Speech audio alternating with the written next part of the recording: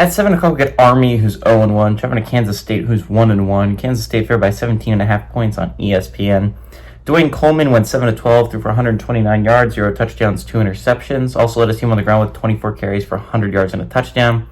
Noah Short had 6 catches for 81 yards. Avery Johnson for the Wildcats went 49-73, threw for 591 yards, 5 touchdowns, 0 interceptions through 2 weeks.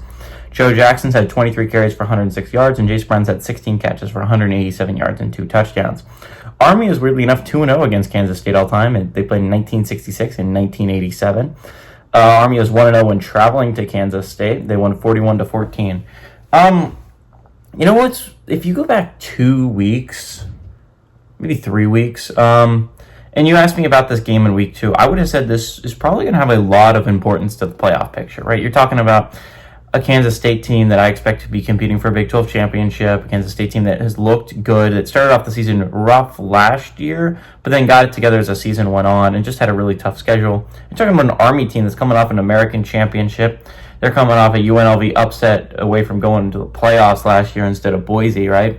So if you're looking at it from that regard, right, Army, this is a team that should be competing for a college football playoff spot. You're looking at a team that absolutely could have put themselves in that conversation. But instead, we're sitting here in week 2, and we're looking at a team that's 1-1, and we're looking at a team that's 0-1, and we're looking at a team that is likely dead in the water in Army. A lost Tarleton State is just not good to start the season. Looking at a Kansas State team that's almost dead in the water as well. If they started 0-2, they would have been basically. They almost lost to North Dakota. Mind you, this is not like North Dakota State. This is North Dakota. This is not a typically phenomenal football program, and Kansas State went toe-to-toe with the Hawks for a long time. They were able to come out on top barely after scoring a game-winning touchdown, but Kansas State needs this one desperately. You're heading into Big 12 play next week, right? You get one more week out of conference, right? And you were able to survive North Dakota. Hopefully you'll survive Army if you're Kansas State.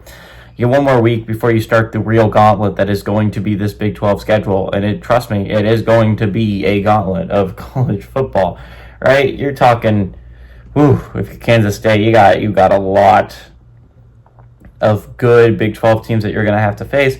And realistically speaking, I don't know if you play the way you've played so far that you're going to even make a bowl game this year if you're the Wildcats. You've got to play better. On Army's side of things, they also need to play a lot better. Obviously, the loss to Tarleton State is not a good way to start the season in double overtime. They had many opportunities to win that game and just could not close it out. I still believe in Kansas State's talent. I understand they have not played up to their talent level yet recently, but I still think they have time to figure out a way that they can start playing like a top 25 team. They only have one loss. That is not a death sentence, although the way they've been playing, it has felt like one. I like Kansas State to win here. I like Kansas State to cover. I think they're going to start to get things going, hopefully, offensively this game.